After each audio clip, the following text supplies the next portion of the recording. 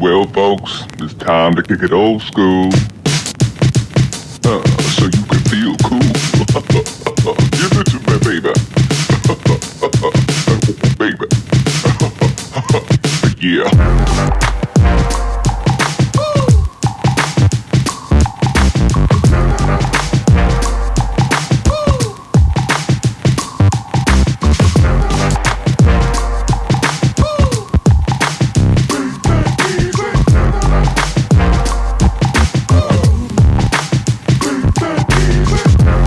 Welcome back to another episode of Rob Sports Center. If you are an old school basketball fan, man, you are on the right channel. If you are a Larry Bird fan, you are on the right channel. If you are a Michael Jordan fan, you are on the right channel. So as you can see by the title, man, Byron Scott reveals some trash talk stories from Larry Bird and from Michael Jordan. And we all know that those two right there, it was no greater trash talkers than those two. But their play replicated what they was actually speaking. So is that really trash talk or are they just speaking facts, man? But you know how we do over here, man. I ain't gonna talk y'all to death. Let's go ahead and get in this video. You know, like Marshawn Lynch. Look, you know, like Marshawn Lynch say, I'm about that action, boss. That's what we about over here. We ain't gonna do too much talking. Happy is just twice a year. You know, I ain't in the West because I'm happy it's twice a year. Let me start it back over. I can't really hear. Every game that I went in playing against MJ, first of all, I was like, man, I'm happy it's just twice a year. You know, I ain't in the West because I'm happy it's twice a year. And it wasn't I was scared. It was just like, I know this dude's a killer. I said, but I gotta go out here and show up. Yep. Right. You know, I'm gonna challenge his ass as much as I can. But I also had to understand that, you know what, play off his weakness. And at the time, it was his jump shot. I'm like, man, I'm gonna embarrass him to make him shoot jump shots. And it was games where I guard him, he was 6 for 26. And then there was games, the most he scored on me was 39. Okay. You know. That's a lot. And that's a lot. You know, and he was averaging 31. So, you know, but the 6 for 26, I was like, all right, did my job. Next time I play, what? you know, he had 39. Yeah. But it would take him 30 shots to get it. You know what I'm saying? So I'm like, all right, I'm going to make it hard That's a on you. hard 39. I'm going to make it hard as hell. Right? Yeah, it's And not look, easy. check it out. Respect you. So two things, right? First thing is, look at how Jordan peers speak of him. Look at how highly, this is a professional NBA player saying that he glad that he only had to go up against the guy two times a year. You see what I'm saying? Like, it's like, he got that, I mean, obviously he earned it, but he earned it through work. It wasn't bought. It wasn't them just, just trying to be nice. Like, they really, in a sense, kind of were feared this guy. But then also, going back to the second part, it's like this, right? We always say, like, how do you stop a great player? And I always say, this is my thing. You can't stop a great player. You can only hope to contain him. But my thing is this. On the defensive end, right, if I'm going up against a Mike, a Larry, a Curry, a Kobe, my thing is this, guys. Are we going to stop them? Absolutely not. But the thing is, make them work as hard as they can for those buckets.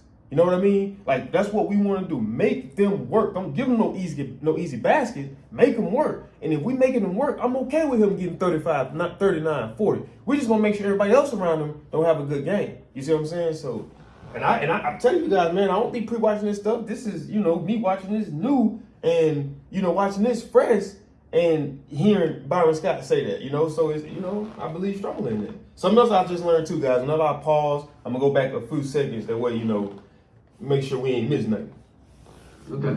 That's a lot. And that's a lot. And he was averaging 31. So, but the 6 for 26, I was like, all right, did my job. Next time I play, what? he had 39. Yeah. But it would take him 30 shots to get it. You know what I'm saying? So I'm like, all right, I'm going to make it hard on you. That's a hard 39. I'm going to make it Take hard as that. hell. Right? It's not an You're going to respect. I respect you, but you got to work for this. I'll take that. If a guy's getting an easy 39, then you try. Yeah. But it's funny because we played against him in the form, and it was my 10th year in the league. So it was my last year with the Lakers at that time. We had drafted a guy, Anthony Peeler, from Missouri. Lefty, exactly. So I hurt my ankle. So the trainer's like, I don't know if you're going to be able to play tonight. And I was like, well, we'll see. Let's just wait till game time. So Chicago's bus is coming down the form, and I'm walking out. MJ gets off, and he was like, B. Scott, what's up? I said, man, what's up, MJ? He said, man, I heard you ain't playing tonight. I said, yeah, I don't know yet. He said, well, if you don't play, who's going to guard me? I said, Anthony Peeler. He said, the rookie? Shit, 50. Smart guy. Hey, Smart guy. And so, no hesitation. I do remember hearing that story now. He told that dude, I heard you playing tonight. Nah, Mike ain't playing, man. I'm hurt. Who gonna be guarding me then? Such and such. Oh, 50. That's easy. And what would have made it so funny is if he just walked off. If he said 50, didn't laugh, and just walked off. You would be looking like, this dude right here is really crazy. Like, so I go home, I come back to the game, got my suit on. You know, the players go out to warm up, and then Anthony's coming towards the bench. And I said, Anthony, listen. He said he's going for 50 tonight. So what you don't want to do is piss him off. Right. Yeah. Look at how they speak of this man. Look at how this is a professional player talking to another professional player about being nice and being respectful to another professional player to avoid him going for 50 points. Like, it be insane to me, man, hearing these people speak of Jordan and speak highly how they speak of him, He said he's going 50 tonight. So what you don't want to do is piss him off. Right. Yeah. Yeah. I said, this is how you guard MJ. I said, don't be all physical and trying to body him because he's going to go around you, man. Yeah. I said, back up, give him space, dare him to shoot jump shots, challenge him. He make him, he make him. Right. That's all you really can do. I got him. Every time MJ scored, he looked at me on the bench. Told you. 54. Ooh. What? 54. And Mr. Dunk, Mr. Breakaway Dunk that hit the back of the Hold on, guys. I gotta go pause. I gotta go grab.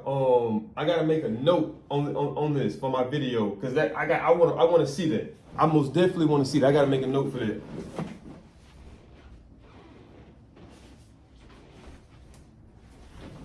Told you I gotta make a note. I gotta write it down so I don't forget. I want to see that game. I'm gonna let it play now. Yeah, I remember. Told me he said 50. 54. I love That's how bad that boy was. Whoa, Mike was a bad dude. Mike was a bad dude. Man. Larry Bird, to me, it was so much fun playing against him because he talked so much shit. Well, what he hit you? What's something simple he hit you with? He hit you with you jump high, but you don't jump that high. You can't hit this. He hit you with, listen, guys, don't worry about the play. I'm gonna go right over here, catch it, and shoot it in y'all face, and ain't a damn thing y'all can do about it. And he did it. And he did it. You know, so I remember the 30 for 30 we was talking about, the rivalry between the Lakers and Celtics. Right. And I remember talking about, he talked a whole lot of shit, but I guess it ain't shit talking if you back it up. Yeah. Most definitely. He was That's backing facts. it up. Right, right. And that was one of the greatest things I loved about him, and the fact that the story goes that when he played against Denver, they had a guy named John Hansley. You remember John Hansley? No, I don't know. 6'7", Notre Dame guy, white guy, really good defender, right? Okay. They put him on Larry, and Larry was wearing his ass out. And Larry would run by the bench and tell Doug Moe, who's the coach, get him off me. That's disrespectful. No, that's disrespectful. Yeah. What's disrespectful? Yeah. He says it's disrespectful for y'all to put a white guy on me. Yeah. Put a black guy on me. Put a black guy on me. That's why he gives Coop so much. He still says to this day, Coop is the best defender he's ever played against. Wow. Really? But he was like, you disrespecting me by putting a white guy on me. I feel you. But that's Larry. Because when he Bird just used to be out there it seemed like it's just him and Mike, they just really love what they done. And it's like I say, he running up and down the court every time he go and score on the dude and looking at the bench and telling him, you got to get him up off me. You got to get him off me. Like, that's disrespectful to put this guy on me. You got to get him up off of me because if not, I'm finna go for 50 plus. I'm just letting you know. So you might want to go ahead and pull him and put one of your more credible defenders and give me the respect I deserve. Or I'm going to make you pay because you feel as if you ain't got to put your best defender on me. You know, that's the mindset that Bird got, So every time he score, he coming up and taking it personal, looking at him like, yeah, put somebody else on me because this dude right here can't stop me. Back in the day, that's all he played against was brothers. So he was like, don't put no white guy on me, that's disrespect. So what? So when he did that, he said, I had to torch his ass so they understand. You ain't gonna see him again. Get him off me. Yeah. But that was Larry Bird.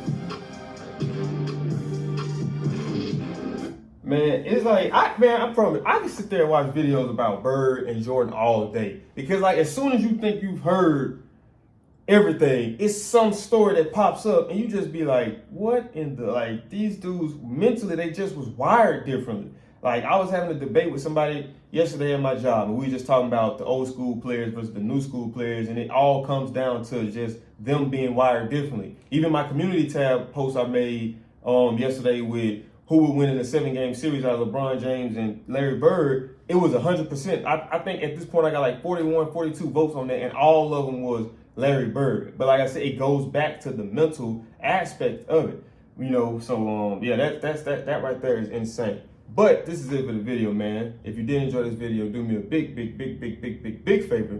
Thumbs the video up and check right here. Right here, you should have my more recent video. And right here, you should have a video that's going to be recommended to you from watching this particular video. So do me a favor, man. Go check out both of those videos. I promise you, you won't regret it. I'll see y'all in the next episode of Rob Sports Center.